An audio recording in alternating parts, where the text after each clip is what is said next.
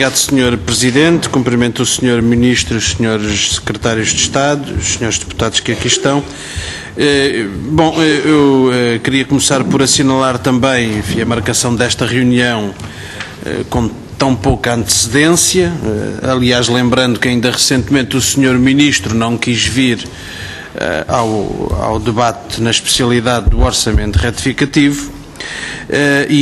Naturalmente, esta reunião que o Sr. Ministro fez incidir sobre a execução orçamental não nos permite estar em igualdade de circunstâncias, porque o Sr. Ministro já a tinha analisado e não foi possível nestes minutos ter análise semelhante. Portanto, tivemos um resumo estatístico na versão do Governo, enfim, de que se podia tirar a conclusão, no final da primeira intervenção do Sr. Ministro, de que está tudo a correr bem. Está tudo a correr bem. Seria esta a síntese da sua intervenção quando terminou na primeira vez em que interveio aqui na Comissão. Hoje até está a bom tempo, portanto suponho que isso é um bom indicador para o crescimento económico e, portanto, está tudo a correr bem. O problema é que quando chegamos lá fora não está nada a correr bem. E o que nós encontramos é uma situação de desastre económico no nosso país, com as consequências sociais que são absolutamente visíveis e uma absoluta discrepância entre aquilo que é o discurso de sucesso e de ultrapassagem da crise por parte do Governo e uma realidade que cada vez mais comprova que com esta política nós não vamos sair da crise, não vamos recuperar o país e nem sequer vamos pagar a dívida. O Sr. Ministro voltou a falar numa recorrente, um recorrente discurso da parte do Governo de que se espera que finalmente os bancos, o setor financeiro, possa dar mais crédito à economia. Andamos a ouvir este discurso como justificação para as vultuosas injeções de capital na banca desde o início deste Governo e também com o Governo anterior tínhamos ouvido. Na realidade isso não está a acontecer de forma significativa, como todos sabemos. Mas mais do que isso, é que os empresários, nos inquéritos que lhes são feitos, põem em primeiro lugar nem sequer a questão do crédito, por muito importante que ele seja e é para o desenvolvimento de novos investimentos e para acomodar as necessidades das empresas. O que põe em primeiro lugar é a necessidade de aumentar o poder de compra da população portuguesa. É a necessidade de terem compradores para os seus produtos e para os seus serviços. E esse é que é o problema que os senhores nunca querem abordar e não resolvem. E quando nós olhamos para os dados, percebemos que isso fica bem visível no facto de ter havido uma quebra de 23% no investimento desde o início do ano. E isso significa que continuamos a afundar-nos, continuamos a regredir, continuamos a acumular dificuldades. Quanto ainda a esta questão do poder de compra, há aqui uma questão que está hoje em cima da mesa com grande força, que é o problema do pagamento na totalidade do subsídio de férias aos trabalhadores da administração pública, aos reformados e aos aposentados da administração pública. É evidente que isso teria um efeito positivo na economia, para além de ser justo. E é também evidente que ninguém compreende porque é que o Governo, afirmando que tem as necessidades de financiamento cobertas para o presente ano e até mais do que isso, não admite que se pague aquilo que é de direito dos trabalhadores e que resulta da decisão do Tribunal Constitucional no momento devido, em junho e em julho. A não ser que se presuma que há alguma dificuldade do Sr. Ministro em assumir desde já esse elemento na evolução da despesa pública e que porventura leva a querer só ter esse impacto nas contas lá mais para o fim do ano ou qualquer outra razão dessa família.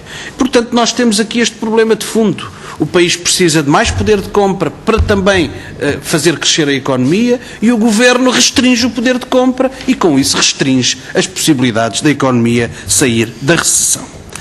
Uma outra questão tem a ver com uma breve análise de alguns dados da execução orçamental sobre a melhoria da receita fiscal em maio. O Sr. Secretário de Estado falou agora da questão da parte do IRC e ele próprio comprovou que a evolução da receita do IRC não se deve no fundamental à melhoria da economia e da atividade económica. Deve-se a medidas do plano de combate à evasão fiscal, do acompanhamento dos grandes contribuintes, que são positivas, não é isso que está em causa, mas não se reflete no IRC nenhuma inversão da tendência de recessão económica no nosso país. E depois temos, evidentemente, que teria que haver algum sucesso na receita fiscal. Então, se aumentou brutalmente o IRS e as pessoas estão a receber as suas notas de liquidação, em geral, com pagamento, em muitos casos, de pessoas com os mesmos rendimentos nunca tinham pago IRS e agora vão pagar, isto significa que aumenta a receita fiscal, como é evidente, à custa dos trabalhadores e dos reformados, e é aqui que se reflete uma boa parte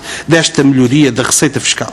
E há também um outro aspecto, por exemplo, que o Sr. Ministro não referiu: o Banco de Portugal pagou ainda agora 359 milhões de euros de dividendos, o ano passado tinha pago, salvo erro, 19 milhões. E, portanto, há aqui um efeito também de um pagamento de dividendos que não se manteve nos níveis dos anos anteriores e que, naturalmente, teve reflexo neste imenso sucesso, enorme, colossal sucesso que o Sr. Ministro aqui nos apresenta em relação às contas públicas. De qualquer forma, ainda se verifica um agravamento do déficit em relação a 2012, ao período homólogo de 2012, de 230 milhões de euros, e também se comprova que a despesa com juros continua a subir, desta vez 11,8%, quase 12%, o que significa que onde não há dinheiro para pagar subsídios, há dinheiro para continuar a pagar cada vez mais juros. E esta é que é a repartição que o seu Governo faz.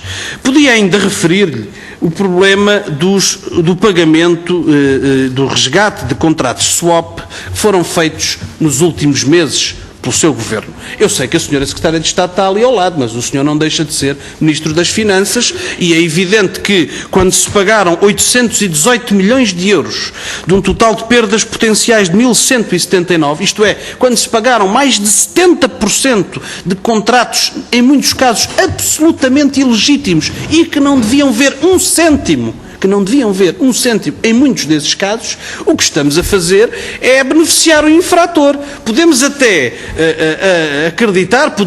acreditar que, em muitos casos, o setor financeiro procurou impor, com a conivência dos governos e das administrações, estes contratos, por exemplo, às empresas públicas. Mas o que não se pode é resolver o problema pagando quase tudo aquilo que estava estabelecido em termos de perdas potenciais, ignorando a duração dos contratos, a evolução futura da taxa de juros e todos os outros fatores. É, de facto, um negócio fabuloso. Um negócio que vai pagando enquanto não há resgate e depois recebe 70% daquilo que estava em perda potencial em poucos meses do ano, dinheiro que não existe, mais uma vez, para subsídios, para melhorar as condições de vida das pessoas.